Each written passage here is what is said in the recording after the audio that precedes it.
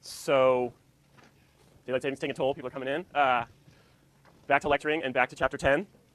So we'll be talking about pollution, social marginal cost, benefit cost analysis, and then at the end we'll be talking about pollution abatement, this efficient level of abatement. And hopefully we'll tease into chapter 11 for next time. Let me see really quick. We had the, oops, sorry, getting lost here. Just want to show you this one slide that wasn't in there. So we got the midterm back, right? Or we're getting our grades on the midterm. And it's on a curve. It's on a histogram. So if you got a 70, or what's the mean was like in the high 60s, so that's like a B plus or something. So don't think of it as like a straight value of the class. This is all not me grading the class. This is the last 5 years of 3 other professors grading the class. So you can go and look at this for any class that you like, Schedule Builder, and it will show you what the grades are for this class. So it's on a histogram.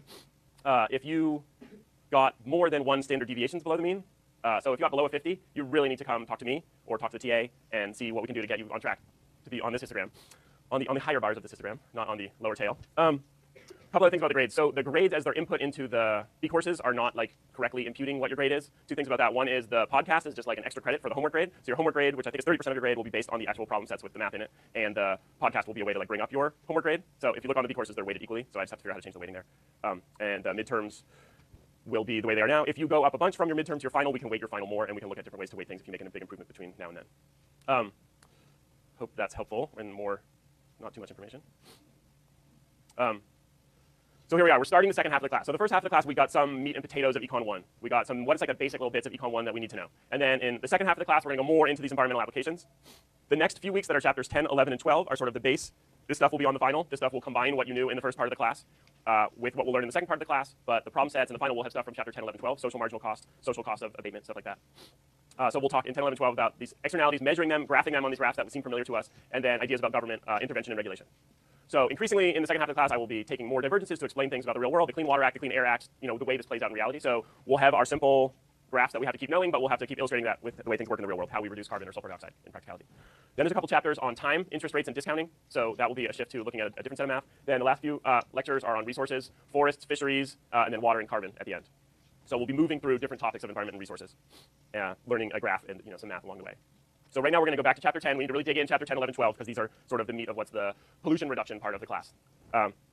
So to start out with, I want to talk about sort of knowledge generation at the university, where this information is coming from, because throughout I'll put up a lot of different graphs and different sources of information, and it can be confusing because now we have so much information at our fingertips and in our pockets, but like where is the information coming from? What's information that we find reliable or don't find reliable? So I'll talk about this sort of framework of academic studies and journal articles. I'll motivate the benefit cost criterion, so we'll have a lecture at the end, and we'll have some math at the end about benefit cost in the last problem set, but we'll start motivating it today. And we'll go through what is this issue of social cost that we're adding up as environmental economists. Finally, we'll get into motivating it for pollution and abatement. So the way chapter 10 does it is it takes a social cost graph and then directly motivates a pollution cost graph and then directly motivates an abatement cost graph, which is a little bit of like the figment of how things are done in chapter 10 so that you can see that the 3 are related, but in real life they might be diverging a little bit more. So this is the main graph that we work with for chapter 10, which was gasoline. We started talking about this already. And they came up with a supply and demand graph for gasoline for the United States with some sort of baseline that we know how much was consumed in 2003 when they were writing up this example. They knew what the price of gas was and roughly how much gasoline was consumed in the country. And they needed to come up with some sort of slopes for this line, the elasticity at that point. So they got from the literature some numbers for the elasticities, the demand elasticity and the supply elasticity of the own price. So they needed to do this to graph it right, and they needed to do this to do simulations of how welfare was going to change, how big the triangles were going to be. They needed to be able to estimate what those shapes were when they're modeling what the shapes of the welfare triangles are. So we can go on a little journey and say, where did these numbers come from? They reference them. You're in the textbook. It says, oh, we got this from Molly Espy and so-and-so year. You can look in the back of the textbook. So the textbook is somebody's compiled a whole bunch of data. They use this one as an example. They sort of pulled it together and did it in a mathematical program to make the illustrations. But in the end of the chapter, it'll say like where the sources are. So we think we have like 4 main types of sources that we'll go through. And the first one here we call peer-reviewed journal articles. If you're at a university and you're at one of the top universities for research in the United States, this is what the whole thing runs on. This is the center of the knowledge generation economy. This is what professors get tenure on. I'm sure you've heard about that. Professors get hired as an assistant. They have a few years to prove themselves before they can get tenure. The way they decide whether they get tenure is how many peer-reviewed journal articles they publish. It's like 2 to 3 a year. So this is, I'll talk about this a little more, but this is sort of the main thing that research professors at research universities are doing. Does everybody know what peer review means? So the way this works is it's blinded. You write your journal article, and you don't know who they send it to. They send it without you knowing to somebody, and they take your name off the journal article. So you get it. You get the journal article with no name on it. You don't know who it's gone to. They read through it and fact check it and check the math and check your modeling, and they write a pretty harsh critique, and then they send it back to you. And you have to, and then there's an editor who's sort of mediating this all and who keeps track of whose names have been taken off of what, and they mediate whether it gets rejected, it gets sent back for revisions, or accepted. But that's sort of like the major workflow of the university professor. So then we have whole sets of studies. So peer-reviewed journal articles are often on like a very small little nugget, a very small little methodological improvement, or somebody doing a new technique on statistics. It's too arcane to be useful for us. So we have other sets of studies that are meta-analyses. Somebody who goes in and says, let's look at all the studies about gasoline. Let's look at all the studies about pollution reduction. Let's look at all the studies about contingent valuation using charismatic megafauna in the parking lots of national parks. And they'll be like, all right, we have 200 of those studies. Let's see if we look at all of those studies, what sort of pattern can we draw out of it? This is also really big in medicine. So lots of people are doing little drug trials or little intervention trials on all different parts of medicine. And somebody comes back and does a meta-analysis, putting all the different studies together. Another big way we get information is edited volume. Somebody says, I want to put out a book that's like the state-of-the-art book on revealed preference travel cost methods. And they get some of the smartest people in the field to publish different chapters of the books, and those bring a whole bunch of information in together. This is like going to bring us up to date on the research. And then finally, in this realm of environmental economics, we have a lot of policy groups involved, trying to influence Sacramento, trying to influence the EPA, putting things together for court cases, right? And so they'll put together policy papers where they'll review a whole bunch of evidence in an area and argue towards a theme, but they're going to summarize what sort of science is out there. So up the top here, they're not going to make any policy prescriptions. Down the bottom, they're going to be bringing together scientific data to make sort of a point for discussing some policy. So we'll look at these as we go through. So first of all, they say we have the demand curve elasticity that we got from Molly Espy. And I just want to show you, this is kind of old school because people get all of their journal articles online now, but this is what it looks like, what's called a journal reprint, okay? Here's the name of the journal. So there's thousands of these journals, okay? Here is the publisher, Elsevier, huge publisher. They have 30% of market share. They have thousands of titles. So here's a little citation. So you guys may have had to learn these. This is how you cite the journal article. It's got a special format for citing it, which, what year it's published and everything. In economics, there's a classification system for all articles. So they have a classification system that puts this in energy economics. We also have in journal articles, we have different rankings of how prestigious they are. So there's top tier journals, the Quarterly Journal of Economics, the American Economic Review. These are the ones that, the top most famous people are publishing in. If you're an assistant professor and you want to get tenure, you need to get, one or two of something into the top tier journal. And then we have other area journals. This is like a subject area journal because it's just about energy. So we have a professor, and she's at University of Nevada, Reno, which is the same department as we would have here. Here it's called applied economics, and Berkeley it's called environmental economics, but it's all these ones that used to be agricultural and resource economics, and now have different kinds of applied statistical analysis in them. And this article is a meta-analysis that shows that she's not going to do some primary research and methodology. She's going to look at a bunch of studies and do a statistical technique that takes a bunch of other studies' information. Yes, exactly. This is a meta-analysis that she submitted to a journal and then got published. Yep, it's both at the same time. So here's the table. So I went and looked up the article, and because you guys are at UC Berkeley, let's say these journal articles are super expensive too. There's some interesting stories because this is sort of an oligopoly. There's a few big companies, Elsevier among them, setting prices. These are like several $100s to subscribe to this journal article. It's not like a magazine where you can buy one copy of them. You have to subscribe, and libraries subscribe. So several $100s for a few journal subscriptions is okay. But UC Berkeley Library has thousands and thousands of these at hundreds of dollars each, and the price keeps going up. The margins these companies get are 30 to 40%. So there's some pushback happening from academic community. So UC Berkeley's budget's getting cut, the library's budget's getting cut, and so they're like, maybe we should get less total number of journal articles. There's also a move now with open source publishing where they just publish it for free. But right now that hasn't been completely displaced. So you should all go. You probably walk by these thousands of times. You go into the bioscience library. You go in the main thing past the dinosaur, and you go to the right, and there's some huge stacks of all journals. Just wander around in there. That one's all got all the environment and plant science stuff. You go into the Asian library, go to the top level, and like all the journals are there. You're walking through them. So sometime when you're walking through those stacks, just look around and just consider like how many journals there are and how many professors there are publishing at the same time. So here's the number of estimates here. This is going up to 100.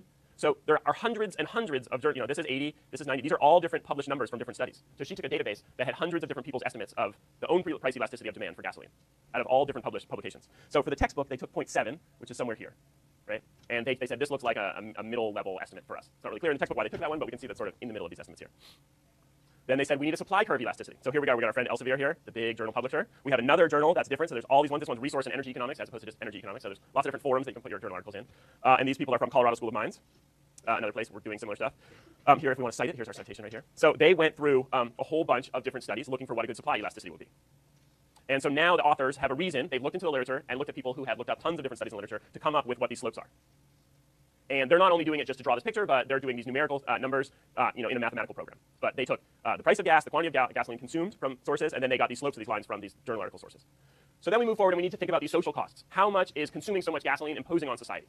And so now we go, we're not a journal article, we're in a big nonprofit research think tank, and this is called Resources for the Future, RFF. They're super important. We'll see them a whole bunch of times in this class. They're a giant office of environmental economics economists in Washington, D.C. that are doing really important work on all different policy issues.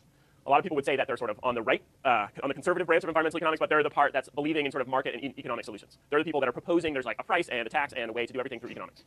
But they're very solid. They're doing things. They're getting the best environmental economists, hiring them, getting them to work on these issues. So they had a huge comprehensive study on car transportation and the environment. There's some interesting studies in here. So these are different cities in the world, the biggest cities in the world. And these are the top pollutants that come from automobile emissions and the different levels of violation. So we know that this data is a little old. We think that now that Beijing would be 3 stars all the way across here. There's a lot of stories about the air pollution in Beijing lately. Shanghai doesn't have data down here, but we think that Shanghai was probably, in the last 10 years, they're filling in some dots over here. What we'll talk about is Los Angeles. We talk about California air quality a bunch. So there's several different pollutants going on, and we have to control all of them. So here we're just looking at gasoline. When we get to the air quality part, we can talk about different ways we control different parts of gasoline emissions. I tried to show the tailpipe emission standards for cars, and there was a whole bunch of different pollutants in there. So when we're looking at managing LA basin air quality, we have a whole bunch of different pollutants we're trying to manage at the tailpipe. just to learn some of these. So we'll talk a lot about this first one. We'll have classes on sulfur dioxide because it comes from coal-powered electricity plants, not just from car emissions. And then particles are really good. Total suspended particles. So this is an older table. Now we're going to call this PM 2.5 because we think PM particulars less than 2.5 microns are leading causes of health effects, asthma. There's lead in gasoline that we mostly gotten out in California, carbon monoxide, a pollutant. Nitrous oxide, that comes up a bunch, part of acid rain, and nitrous oxide sometimes grouped in with the particulates, and then ozone. So these are all different pollutants that are major air quality impacts. Another thing in this study, looking at the difference between taxes paid by people in the United States and people in Europe in terms of their using car transportation. So this one is how much you pay in just owning and having a car, and this is how much you pay just in terms of fuel. So let's just always remember the United States down here, we pay next to nothing to have our cars. We pay far less than European countries to just have a car. And then this is the sort of amazing one, how little we pay in terms of taxes. So United Kingdom, they pay 500% gasoline tax, and we pay 20 to 30% gasoline tax. So if we, yeah? Do they have to have taxes because they're purposely trying to get people to drive less? Yes.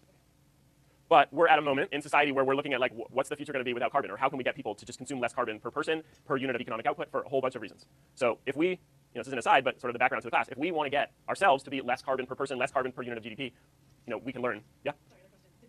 Did like the citizens of those countries vote on it? Representative government, socialist governments, left-leaning governments. Yes, they voted for those. They have huge subsidies on rail. They spend lots of money on their public transportation infrastructure. They have really comprehensive rail, both urban and interurban rail, that's highly subsidized. So they have lots of ways that they're using gasoline taxes to subsidize other things. And there's a lot of reasons that you would tax gasoline. You want less dependency on imported resources because only United Kingdom is a big producer. You want people to pollute less. You want your cities to develop in sort of a more urbanized way and less dispersed way. So there's a whole bunch of different factors that it's going to affect besides just the pollution level.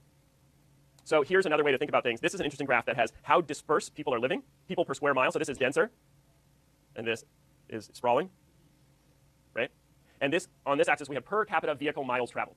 So how many people are driving in cars, right? So we would think about these are big cities in Europe, right? Very dense, and everybody's not traveling in a car. New York City, if you guys have been there, right? So California is going to be over here, right? We are very spread out. The Bay Area, Los Angeles, they go on forever, hours and hours to cross Los Angeles. There's still people's suburbia houses, very densely laid out. And very high in vehicle miles traveled per person. Everybody's driving a car to get everywhere. So this is ranking cities of the world, and just to think about this is where we are in this branch of it, and then here's some European cities over here.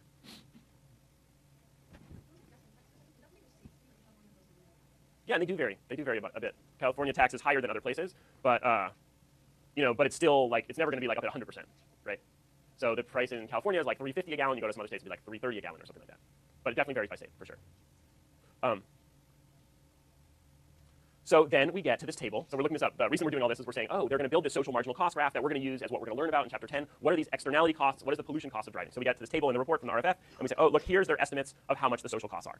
But we're in this study, and then we look down and says, oh, look, it's from somebody else's study. He took the table from somebody else. This happens a lot in academics. You go chasing, like, where did that number come from? And you go look up one thing, and then you're like, well, actually, we got it from this report from this other guy. So we go and find that guy. So here it is. This is an edited book chapter. So somebody put together a book, and they were picking the best people in the field, doing a review of different studies. Here we have somebody who's an assistant professor at Harvard, and he has a study with these external costs of transportation.